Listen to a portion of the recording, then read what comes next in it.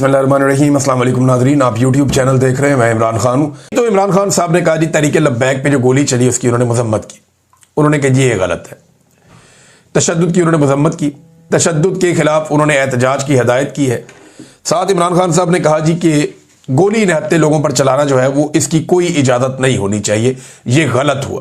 तो इमरान खान साहब ने अपनी पहली ही मुलाकात में तहरीक लब्बैक के हवाले से अपनी पॉलिसी क्लियर की और उन्होंने कहा जी कि ये जो कत्लेआम हुआ ये गलत हुआ, ये ऐसे नहीं होना चाहिए था।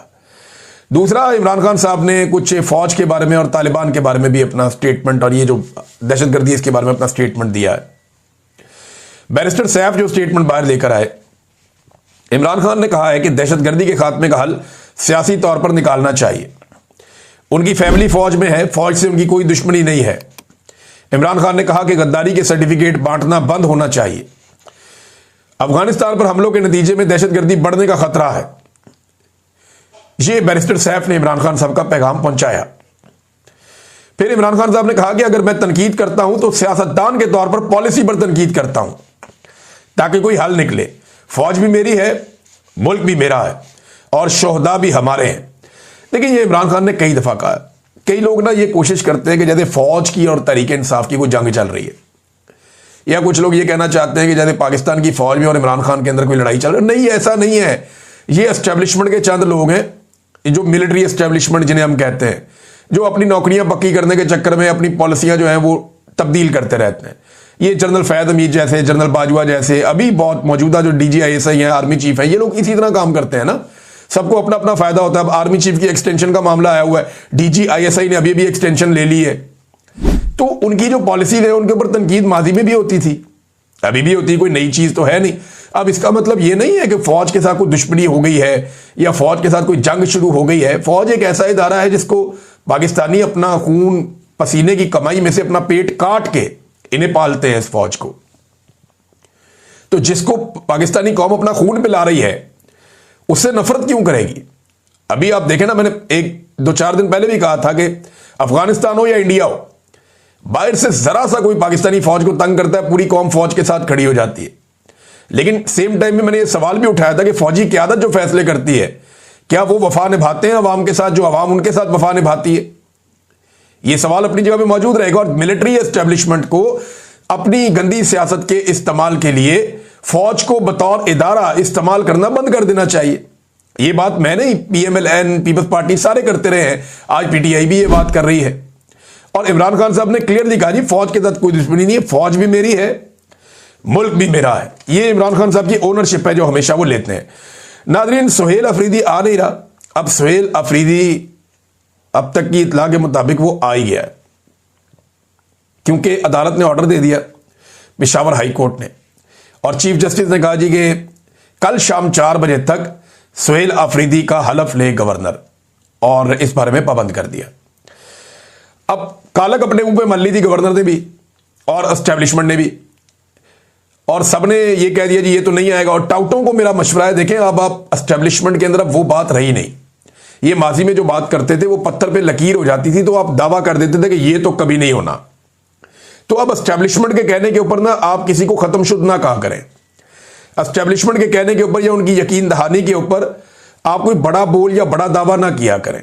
अभी कुछ लोग कह रहे थे मेरा नाम बदल देना, मैं माफी मांग लूंगा अगर ये वजीर आला बन गया, ये कभी भी नहीं बनेगा, ये बन ही नहीं सकता, फैसला हो चुका है। ये एस्टेब्लिशमेंट आपको कहानियां सुनाती है। वो बेचारे कहते भी ठीक है, उनका ये नीयत भी होती है, लेकिन अब उनमें वो दमखम नहीं है, उनमें वो पसली नहीं है। पाकिस्तानी कौम उनसे बहुत ताकतवर और बहुत आगे निकल गई। अब एस्टेब्लिशमेंट को यू टर्न लेने पड़ते हैं, अपने फैसले बदलने पड़ते हैं। अब आने वाले दिनों में और भी फैसले बदलते हुए देखेंगे। तो मुंह काला किया कुछ लोगों ने अपना।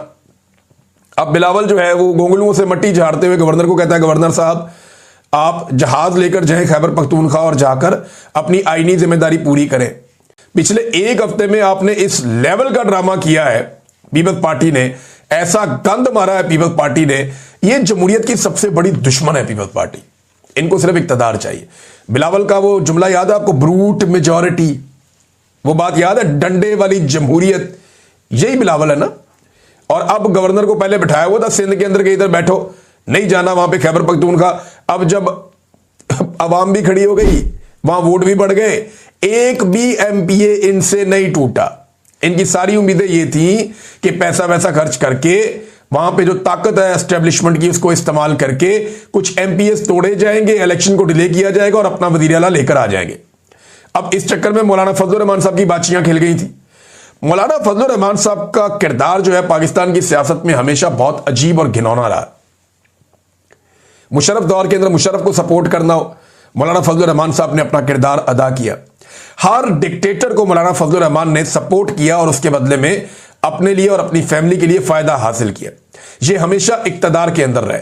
अब इन्होंने एक नया फॉर्मूला निकाला है कि इक्तदार के अंदर नहीं रहते हुए भी इक्तदार के अंदर रहना है, यानी अपोजिशन पे बैठ के भी हुकूमत का किरदार अदा करना। जैसे कि 26वीं आईनी तरमीम में इन्होंने अपने फायदे हासिल किए और बड़े आराम से जो एस्टेब्लिशमेंट चाहती थी वो मौलाना फजलुर रहमान साहब ने करके दे दिया। और अब एक मरतबा फिर मौलाना फजलुर रहमान साहब ने अपने भाई को वजीर आला बनाने के चक्कर में जाके चैलेंज कर दिया, अदालत तक पहुंच गए। यानी एक अजीब कालक है, सब अपने मुंह पे मल लेते हैं। फजलुर रहमान साहब के बारे में ना बड़ी प्यारी बात की मुस्तफा नवाज खोकर साहब ने। उन्होंने कहा जी मौलाना फजलुर रहमान की छोटी सी ख्वाहिश क्या है, एस्टेब्लिशमेंट तहरीक इंसाफ के मेंबर्स तोड़कर उन्हें दे दें ताकि वो अपने भाई को वजीर आला बना सके। एक बंदा भी नहीं टूटा। 26वीं तरमीम हो, मुशर्रफ का एलएफओ हो, हर मौके पर मौलाना हलवा खाने के लिए फौरन तैयार हो जाते हैं, बशर्तिया के मीठे का तनासुब ठीक हो। मौलाना साहब को मीठा चाहिए, हलवा चाहिए, लेकिन मीठा अपनी मर्जी का होना चाहिए और मीठा मीठा हफ हफ, कड़वा कड़वा तू तू। मौलाना साहब ने वैसे फजलुर रहमान साहब ने ना ये जो जेयूआई की सियासत है इसको तबाह बर्बाद कर दिया। अपने और अपनी फैमिली के जाती फायदों के लिए ना इनको बहुत दफा मौका मिला अवाम में हीरो बनने के लिए, लेकिन मौलाना साहब ने हर मौका ज़ाया किया और बेड़े ही गर्क किया अपनी और अपनी जमात की सियासत का, बल्कि नाम डबो दिया।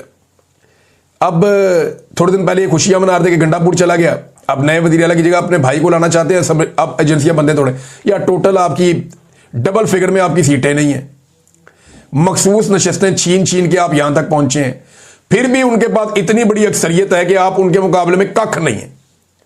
मुझे हैरत होती है कि किस तरीके से कोई ये सोच भी सकता है कि मैं अपना वजीर आला ले आऊंगा, लेकिन फजलुर रहमान साहब हर वक्त दाव की तलाश में बैठे रहते हैं और उन्हें लगा कि शायद यहां उनका दाव लग जाएगा।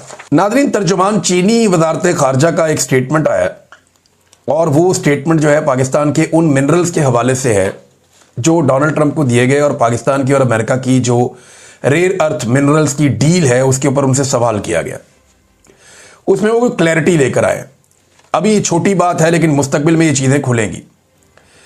और पाकिस्तानी रहनुमाओं को ये सवाल के जवाब में उन्होंने कहा है, पाकिस्तानी रहनुमाओं के अमरीकी सदर को दिए हुए अगले वीलॉग में आपको बताऊंगा। अब तक के लिए इतनी, अपना ख्याल रखिएगा, अपने चैनल का भी अल्लाह हाफ़िज़।